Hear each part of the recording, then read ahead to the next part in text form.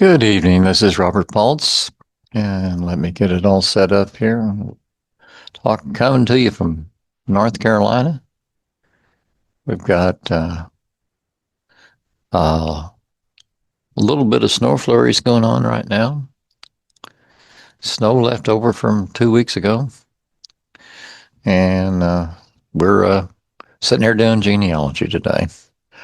Okay, today we're going to take and do the template, RootsMagic template, RootsMagic 11 template,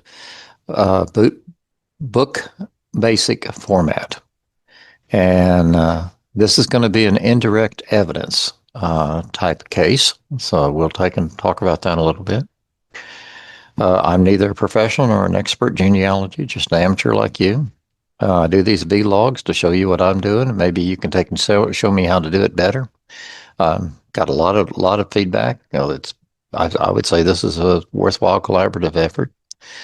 And then my last one is a big thank you to Renee, who's on the Facebook users group. If you're not familiar with her, she works for RootsMagic, and she was able to take and direct me on my last video, and I have implemented those changes. I also do this video for people that say I go too fast, so they can slow it down, pause it, and rewind it, and run it at a slower speed.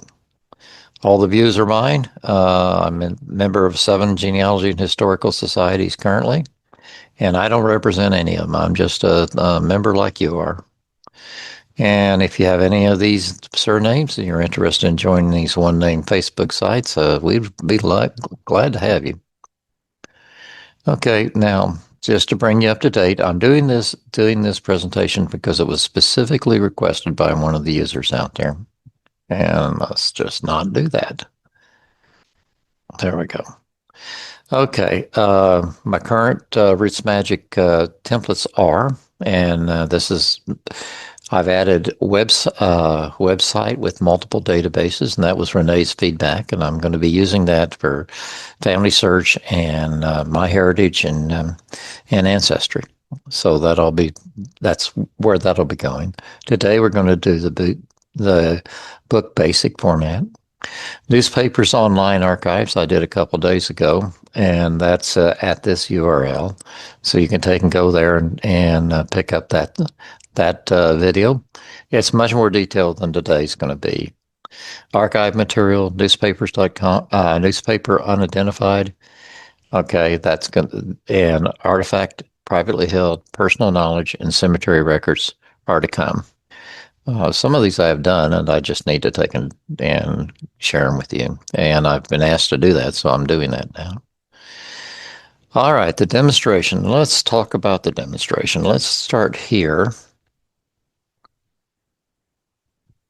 Okay, let's just go to the new folder. Okay. As you can see, I have a picture, and this is identified as Auta Kennedy. Let me bring it over here so you can see a little bit better view of it. And she's in this fancy hat. And that's always intrigued me. What is the hat about? And so anyway, that stayed with me for a long time. And I eventually found the bonnet book. And wait a minute, that should just start down here then. Okay. The bonnet book. Nancy did a presentation for the Tulsa Genealogy Society, and it was on this book. And I ordered the book, and I started reading it. And in there, they talk about the Horse and Hat Show in Oklahoma City in 1910. And this lady here was an orphan. She was on an orphan train. She went to St. Louis. She learned the skill of making fancy hats. And she was sent, I think, about 18, 20 years old to Oklahoma to make hats for the Horse and Hat Show. Now, she's going into a fairly wild territory by herself. Fortunately, she had some friends that took good care of her. And then she was able to take and do things on her own. So not bad for an orphan train survivor. And so it's a good book. If you haven't read it, I'd recommend reading it. It's a fun book to read. And you see this little gal on her pony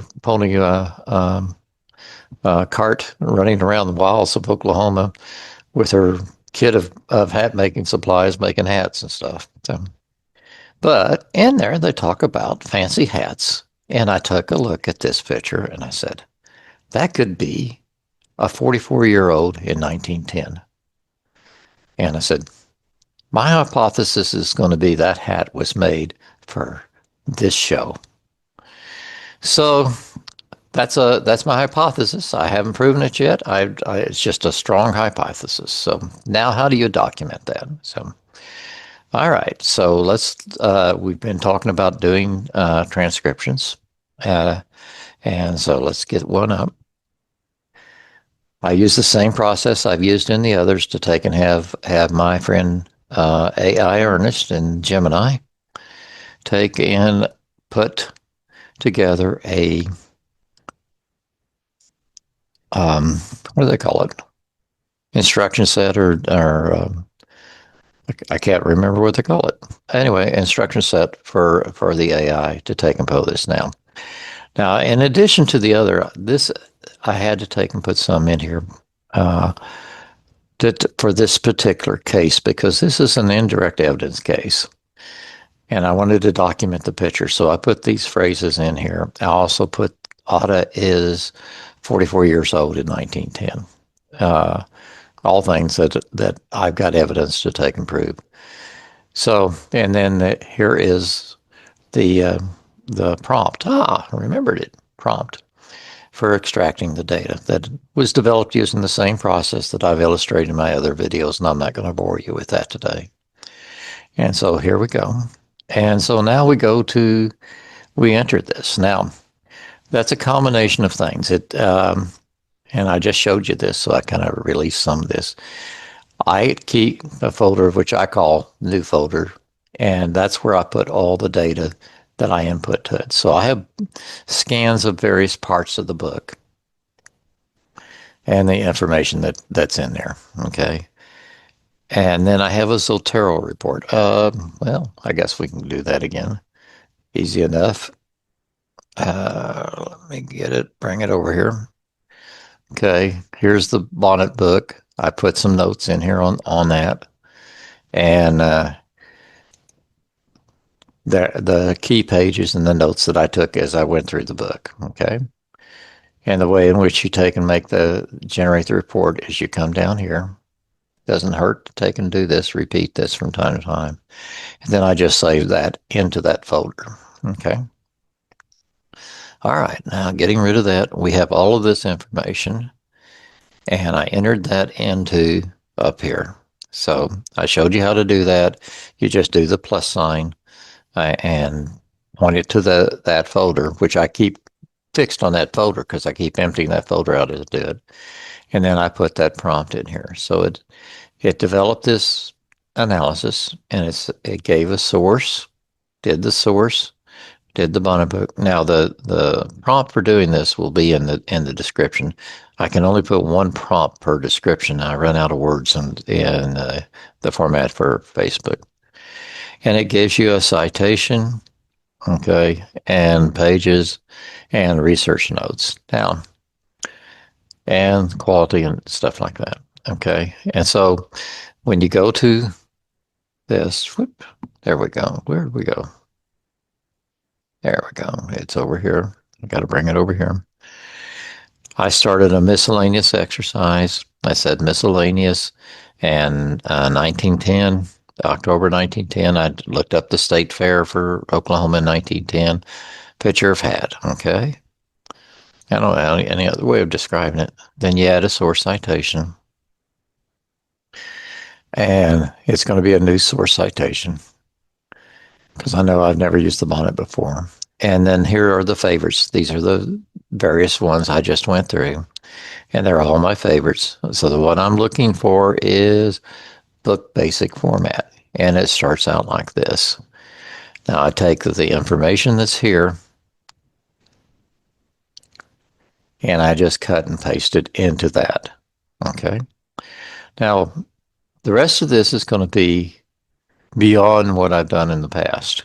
And it all started right here. It said, would you like me to generate a formal research log summarizing how these historical details from the book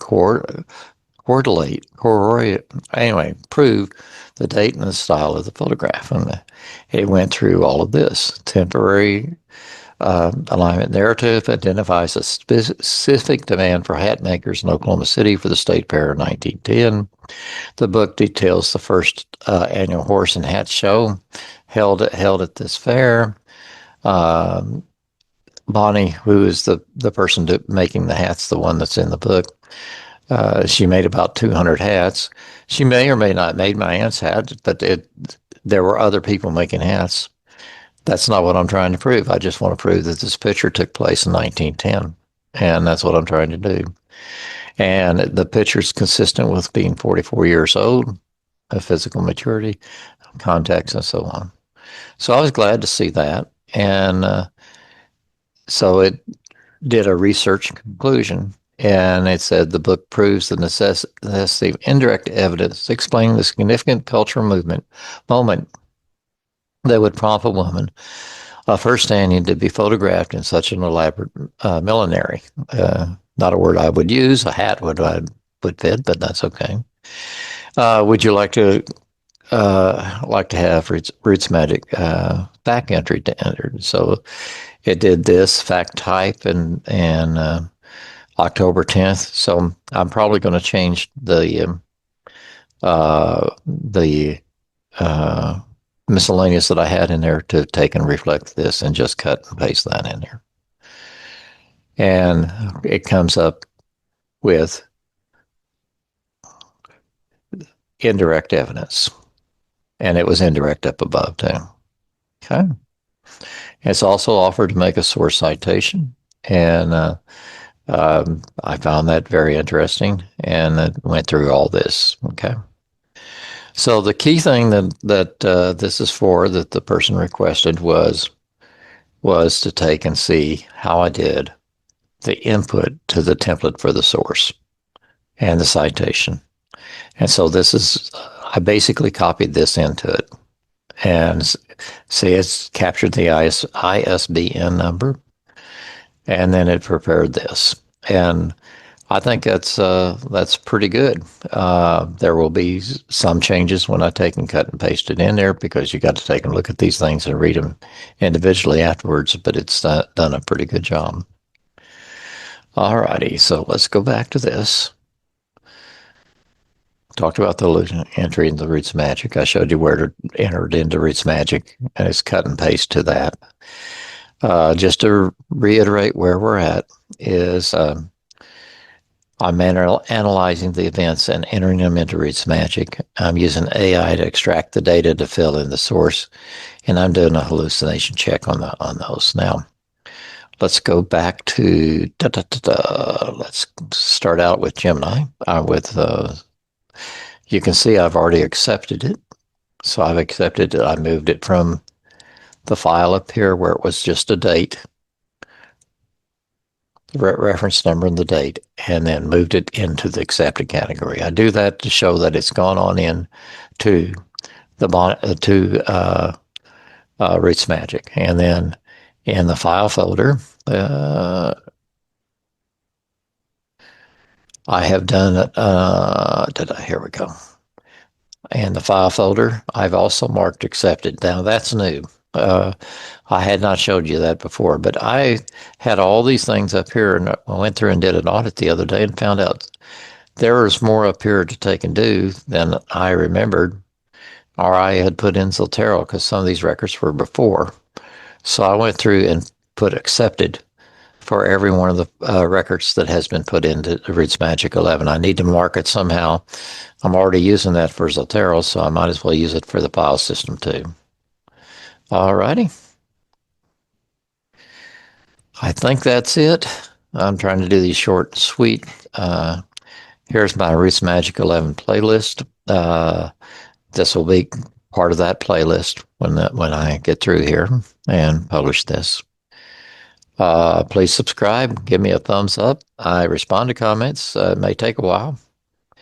Please comment with additional talk. This actually is a response to a comment that the individual wanted to see the other source templates, and this one turned out to be a good example. It's a little diversion. It's a little different than the other sources in that it's indirect evidence. And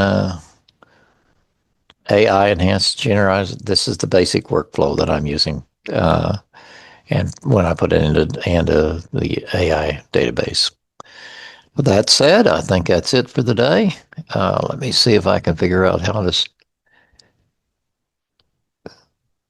exit again. You have a great day. I appreciate your time.